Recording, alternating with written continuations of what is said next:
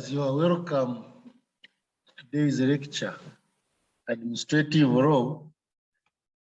The lecture is in Isimadan, and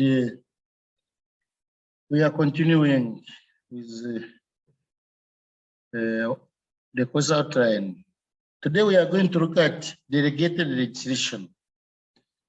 Last time I told you that legislation is one of the sources of law, and to legislate is to make law, and the legislative authority in Uganda is parliament. And I said under legislation, there are two types. That is primary or principal legislation, where parliament itself makes laws. And then the second type is delegated legislation. It is also known as secondary, subordinate, or subsidiary legislation. And when we talk of delegated legislation, we mean a law which is made by a person or body other than parliament under powers conferred on that body or authority or person by parliament itself under Article 79, Section 2 of the Constitution. This power of delegating to other bodies and authorities by parliament is always provided for in the Act of Parliament. Such power is given by the Parent Act or Parliament, and as such, all delegated legislation must be intra vires and not atra vires. Therefore, if delegated legislation is atra vires to the Parent Act, then it is void and it cannot be enforced. Examples of delegated legislation include ordinances which are enacted by district councils and bylaws which are enacted by sub-county councils and town councils. So for today, having looked at the definition of delegated legislation, let us now briefly look at importance or need for delegated legislation in Uganda. In Uganda, does Parliament need really to empower the lower administrative bodies and authorities to make laws on her behalf? And I say yes. Why? The following are the points. Number one, it relieves Parliament of pressure and saves parliamentary time. Parliament does not have the time to sit and legislate on each and every need in Uganda, including the regulation of markets, construction of latrines in village homes, washing bays, parking lots in public places in each district in Uganda. That's the need for delegated legislation to save parliamentary pressure and time. Number two, it helps Parliament to save on the money that would be spent on remunerating members of Parliament. Uganda's Parliament is one of the biggest in the whole world, and the allowances of these MPs are a big and painful cut on the taxpayers' money. It would be worse if Parliament had to legislate on each and every need in Uganda.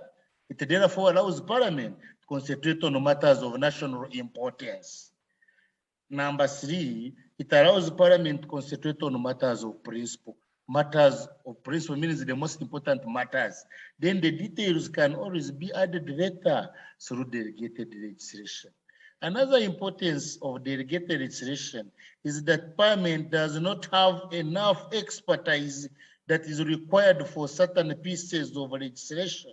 For instance, regulation of markets, or regulation of trades or professionals, such as engineers, doctors, lawyers, surveyors, dentists, architects.